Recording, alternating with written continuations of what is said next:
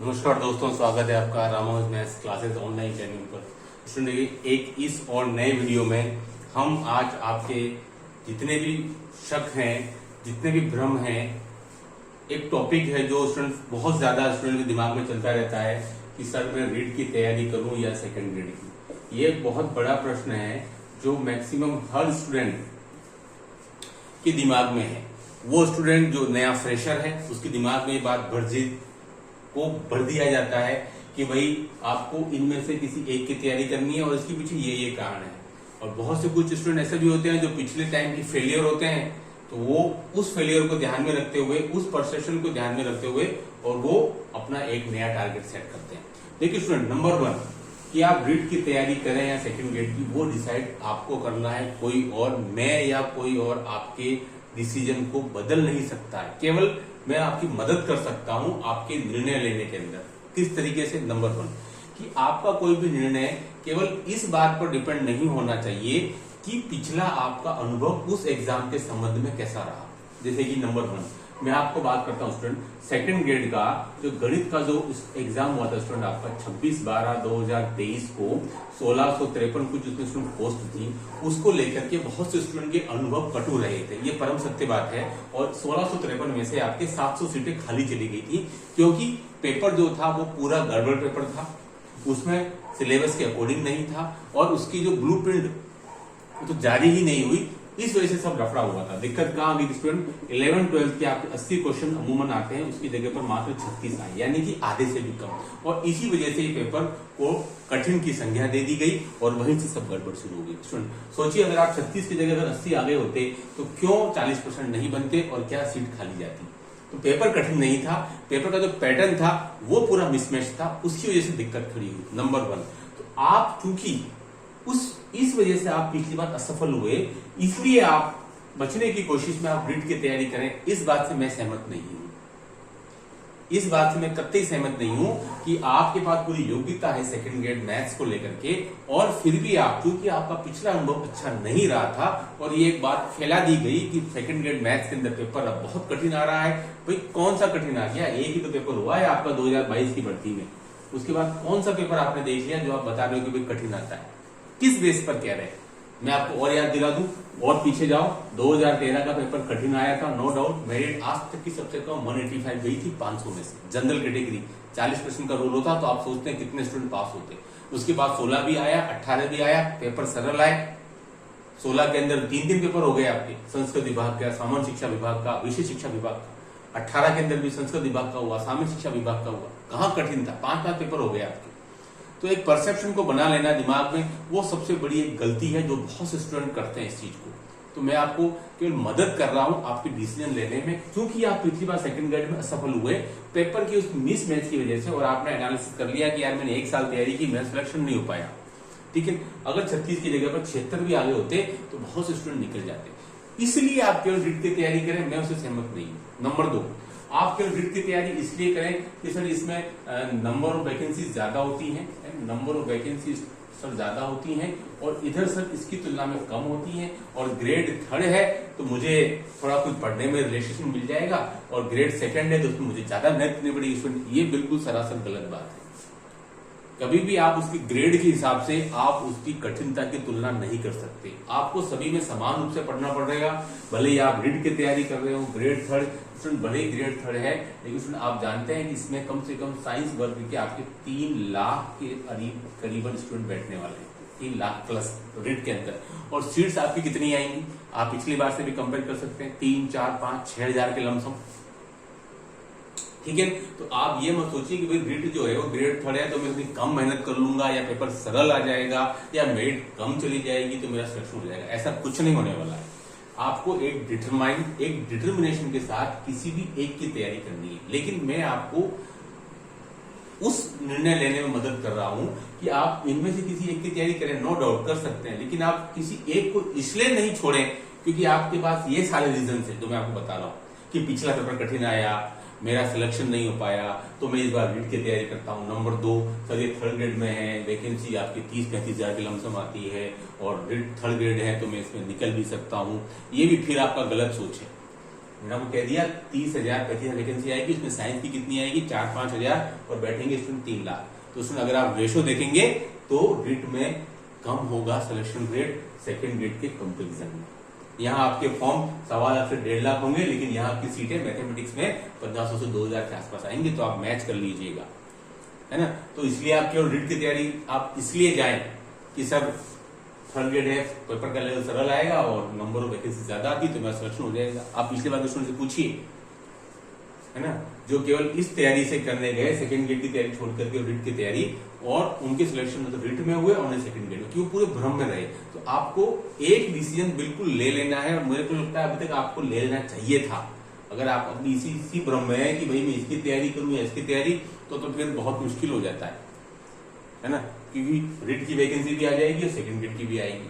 तो फिर आप डिसीजन लेंगे 3 महीने पहले 4 महीने पहले, तो फिर आप सिलेक्शन कैसे दे पाएंगे, दूसरों से कंपीट कैसे कर पाएंगे। प्रतिस्पर्धा का युग है, गला काट प्रतिस्पर्धा है स्टूडेंट, तो बहुत मुश्किल हो जाएगा। तो आपको किसी भी एक को अपने लिए डिसाइड करना पड़ेगा एनी हाउ, कि मुझे एक तरफ जाना है, इस तरफ जाना है या इस तरफ जाना है। उसके पीछे ऐसे रीजन बताने, तो फिर वो आपकी नकारात्मक सोच को दर्शाता है, और फिर वो आपकी मेहनत को कम करेगा। आपकी मेहनत उस लेवल तक कभी नहीं हो पाएगी जहां तक आप चाहते हैं रिजल्ट ओरिएंटेड को लेकर के, है ना।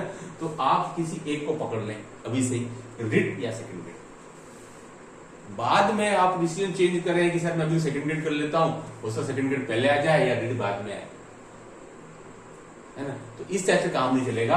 वैकेंसी जरूर आएगी, हाँ वो स्टूडेंट जिन्होंने के पहले रिट दे रखा है, अगर पुराने पैटर्न पर होती है रिट और 60% है, तो वो तो नो डाउट वो तो इधर ही जाए, क्योंकि हो सकता है अगर रिट प्री भी हुई, अभी तो मालूम नहीं क्या होगा क्या नहीं होगा, है ना, तो वो तो बिल्कुल डेफिनेटली सेकंड ग्रेड की तैयारी की तरफ ही जाए, क्योंकि उनका तो 60% ऑलरेडी निकला हुआ है, तो वो तो मेंस ही देना पड़ेगा उनको अगर उस पैटर्न पर हुआ तो।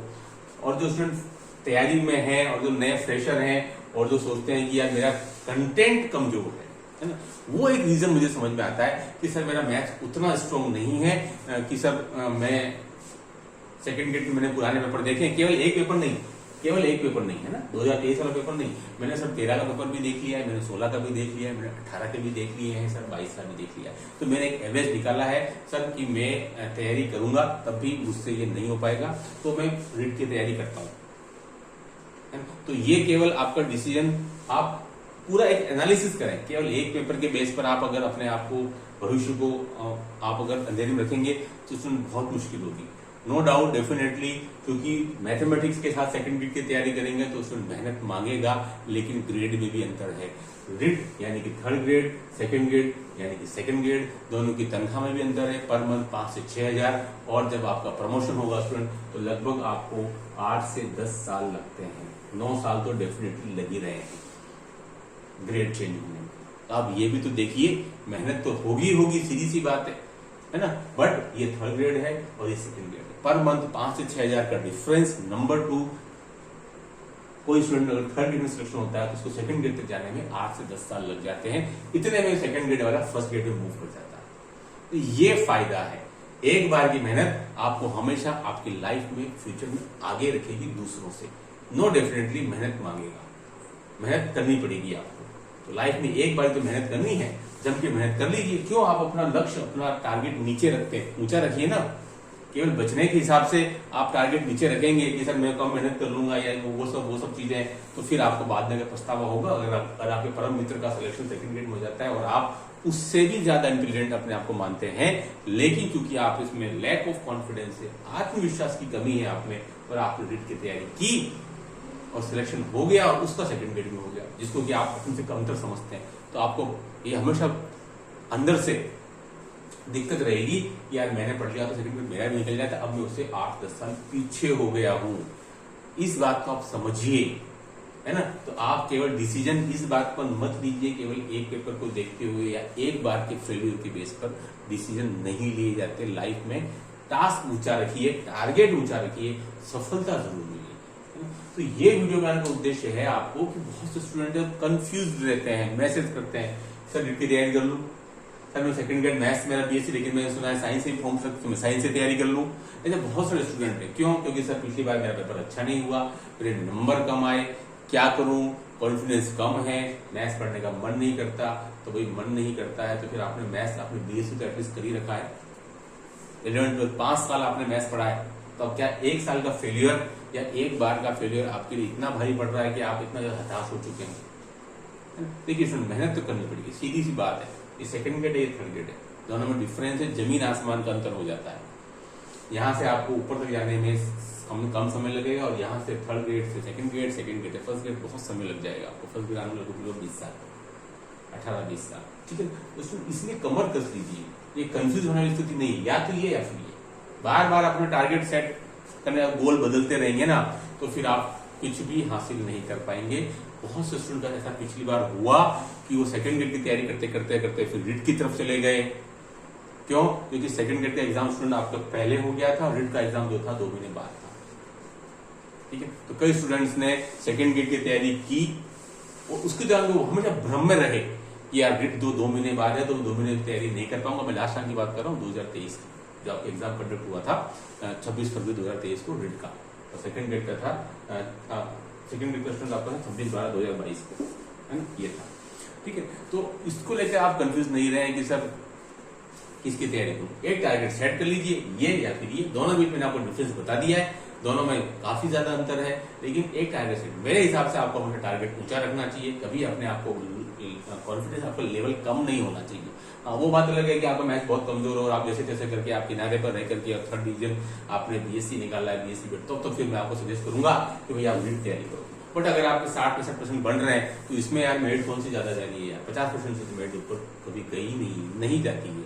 तो फिर क्यों अपने आप को केवल एक पेपर के बेस पे, या बाजार में जो रूमर्स हैं कि यार पेपर्स बहुत टफ आने लग गए हैं यार, अब तो सब क्वेश्चन आईआईटी एडवांस के आते हैं, तो अपना क्या होगा, है ना। तो फिर ऐसी स्थिति में तो फिर आप कोई डिसीजन ले नहीं पाएंगे। एक पक्का मन कीजिए, डिसीजन लीजिए और उसी पर चलते रहिए। बार बार गोल बदलेंगे तो फिर बहुत मुश्किल हो जाएगी।